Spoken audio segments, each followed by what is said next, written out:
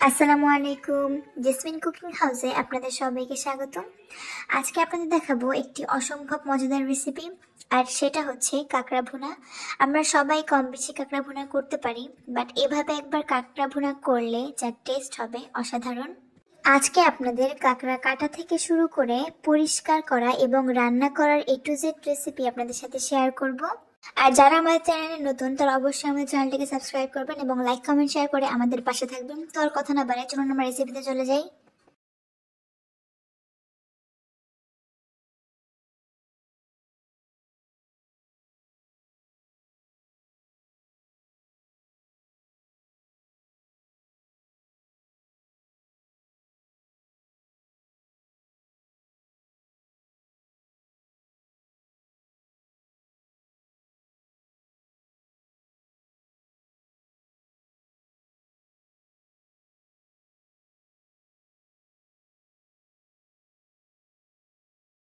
তো প্রথমে আমরা এখানে কাঁকড়া নিয়ে নিয়েছি, আর এখন একটা ব্রাশ দিয়ে আমরা এই কাঁকড়াটাকে ভালোভাবে পরিষ্কার করে নিব।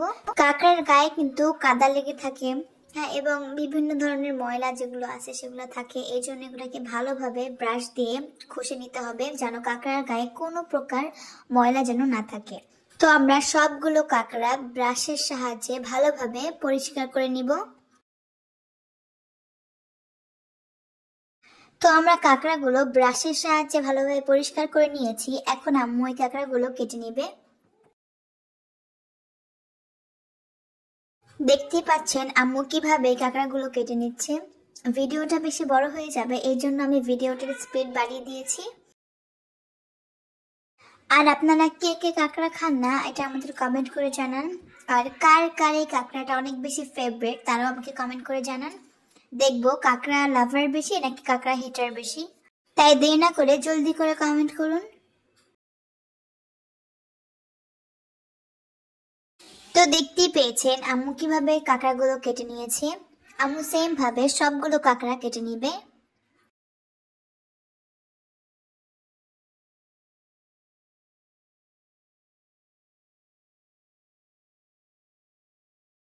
তো আমাদের সবগুলো কাঁকড়া কেটে নেওয়া শেষ।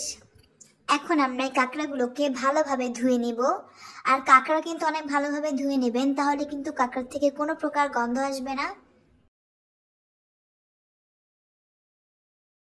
তো আমাদের কাঁকড়া ভালোভাবে ধোয়া শেষ। এখন আমরা চুলায় একটি প্যান বসিয়ে দিব আর দিয়ে দিব এখানে বেশ খানিকটা তেল।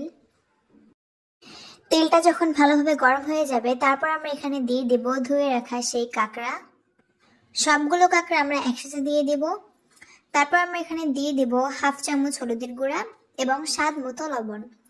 তারপর এই কাঁকড়াগুলোকে ভালোভাবে লাল লাল করে ভেজে নিতে হবে। আর কাঁকড়াগুলোকে ভালোভাবে নেড়ে চেলে লাল লাল করে ভেজে নেবেন। দেখতেই পাচ্ছেন আমরা কিন্তু কিছুক্ষণ পর পর এরা কাঁকড়াগুলোকে ভালোভাবে নেড়ে দিচ্ছি।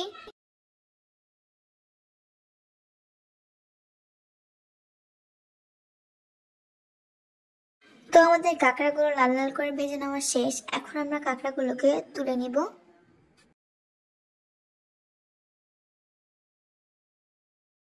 এখন আমরা কাঁকড়া ভাজার তেলে আরো একটু সামান্য তেল দিয়ে দিচ্ছি। তারপর আমরা দিয়ে দিব 1 কাপ পেঁয়াজ কুচি। তারপরে পেঁয়াজটাকে একটু লাল লাল করে ভেজে নিতে হবে, বেশি লাল লাল করবো না, জাস্ট কালারটা চেঞ্জ হয়ে গেলেই হবে।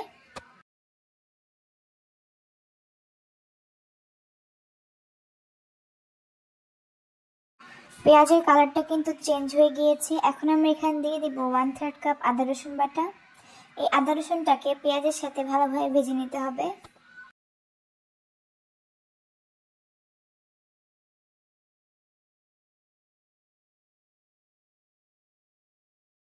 আদা রসুনটাকে ভালোভাবে ভাজা হয়ে গিয়েছে। এখন আমরা দিয়ে দিব 1 চামচ হলুদের গুঁড়া, 2 চামচ মরিচের গুঁড়া এবং স্বাদ মতো লবণ।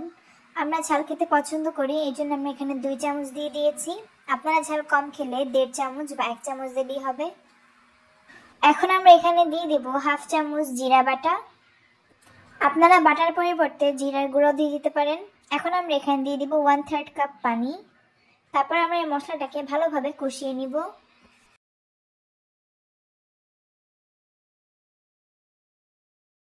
তো দেখতেই পাচ্ছেন আমাদের মশলা থেকে তেল বের হয়ে গিয়েছে। এরকম হলে ভাববেন আমাদের মশলা কষানো শেষ।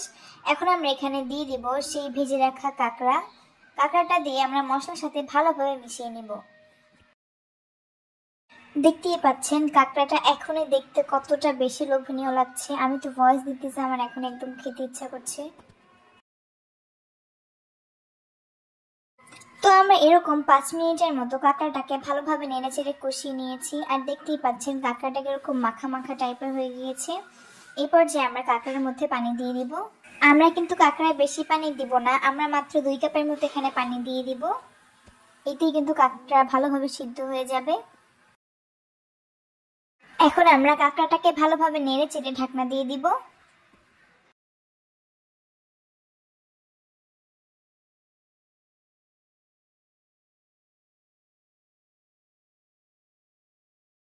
কিছুক্ষণ পর আমরা ঢাকনাটা উঠিয়ে নিচ্ছি। দেখতেই পাচ্ছেন কাঁকড়া বলক চলে আসছে। এখন আমরা এই ঝোলটা একদম শুকিয়ে যাওয়া পর্যন্ত কাঁকড়াটাকে রান্না করে নিব।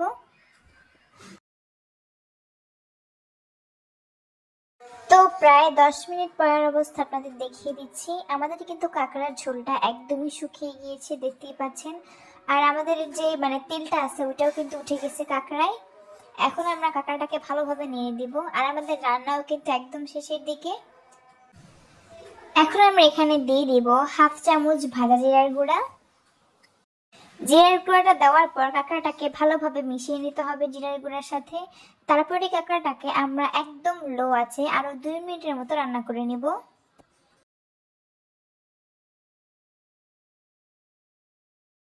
তো এরই মধ্যেই কিন্তু আমাদের কাঁকড়া ভুনাটা একদমই রেডি। দেখতেই পাচ্ছেন মাশাআল্লাহ কতটা বেশি লোভনীয় লাগছে। তো আজকে আমাদের রান্না এই পর্যন্তই।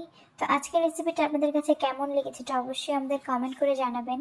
আর ভালো লাগলে আমাদের চ্যানেলটিকে সাবস্ক্রাইব করবেন এবং লাইক কমেন্ট শেয়ার করে আমাদের পাশে থাকবেন। তো আবার দেখা হবে সামনে নতুন কোনো রেসিপি নিয়ে। তো সবাই ভালো থাকবেন, সুস্থ থাকবেন এবং আমাদের জন্য দোয়া করবেন। আল্লাহ হাফেজ।